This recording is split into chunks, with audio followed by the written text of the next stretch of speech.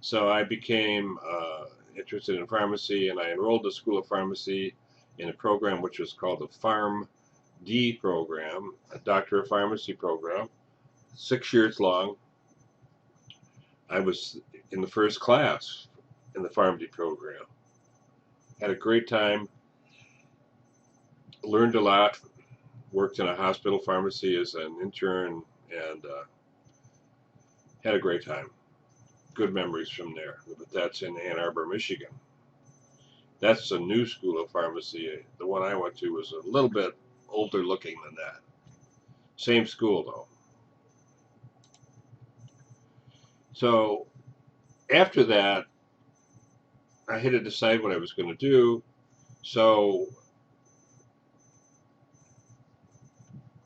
I worked as a pharmacist for about a year and a half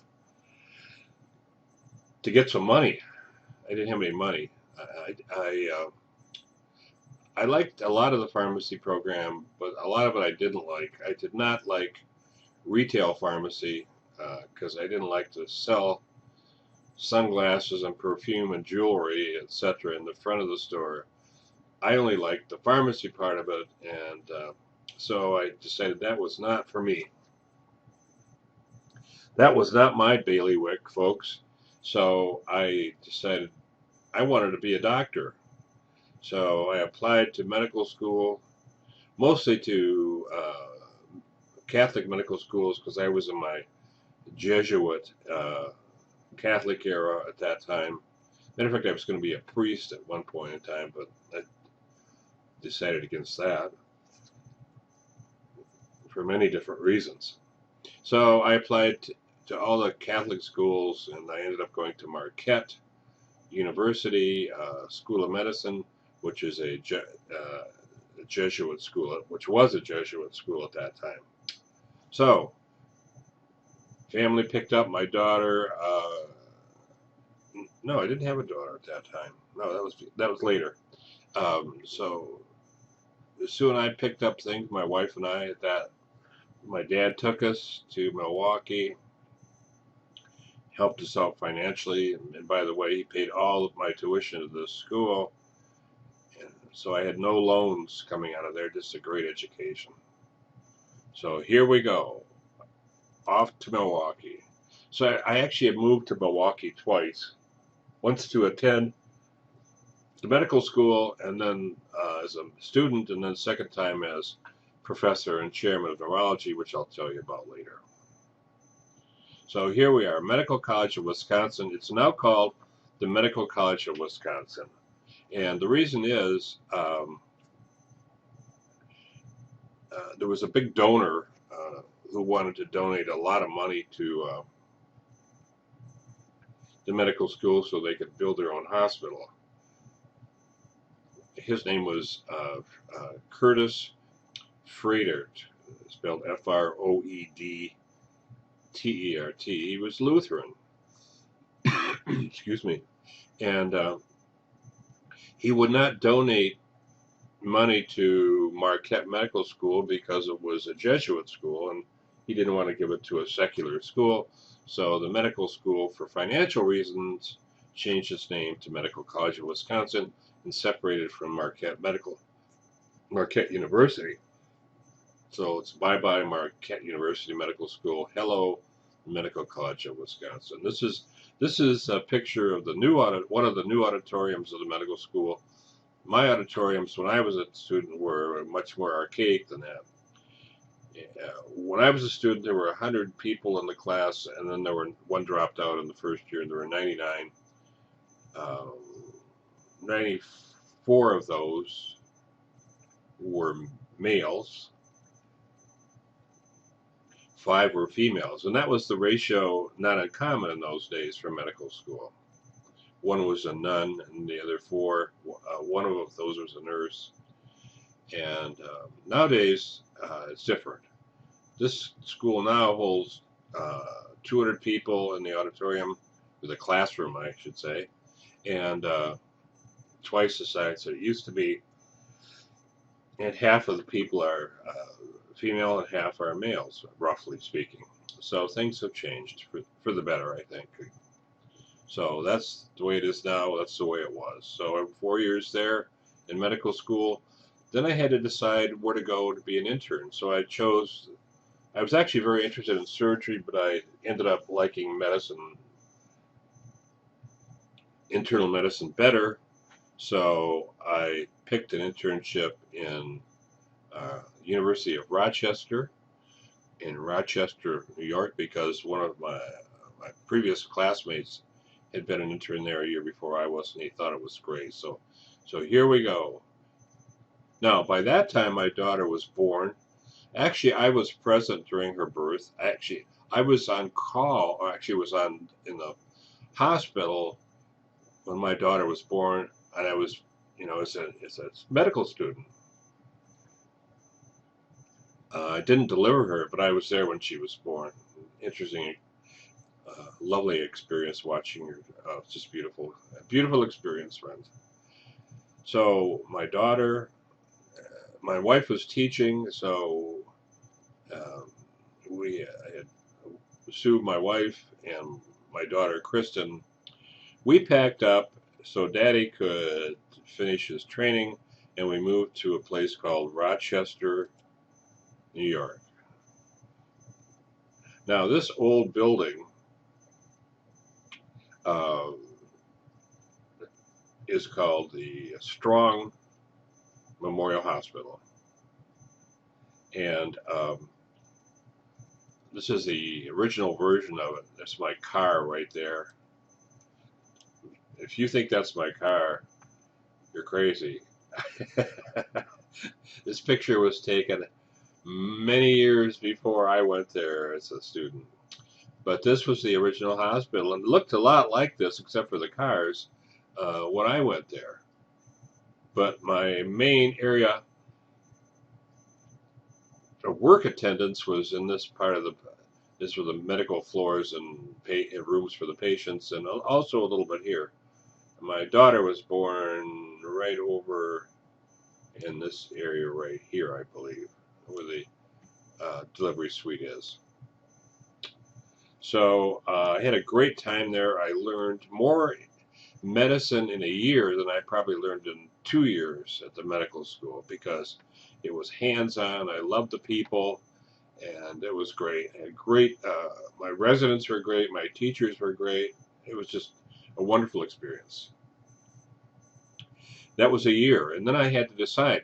That was a time the Vietnam War was escalating, and I had gotten a call to go to Buffalo, New York, and have a physical examination done in preparation for my induction into the service.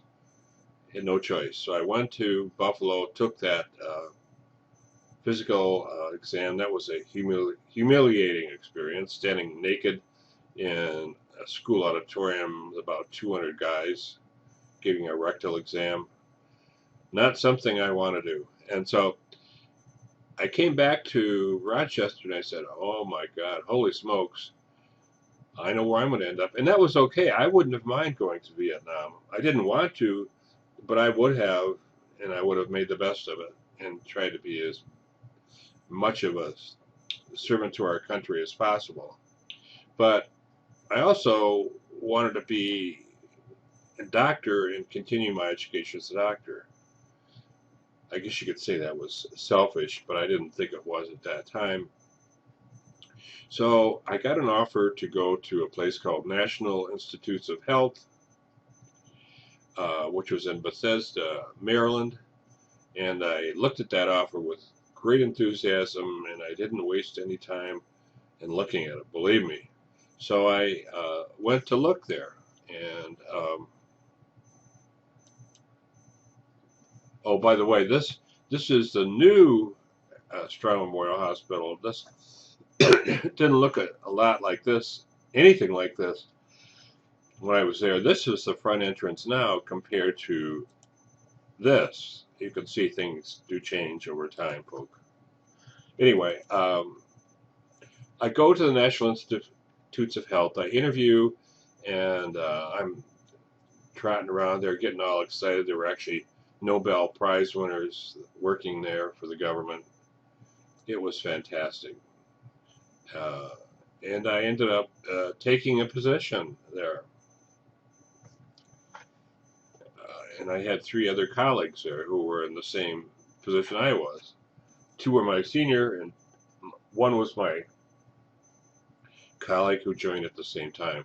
So we were given the title of assistant or associate surgeon in the public health service, which is an official title, and it's given has military rank to it. So it meant I didn't have.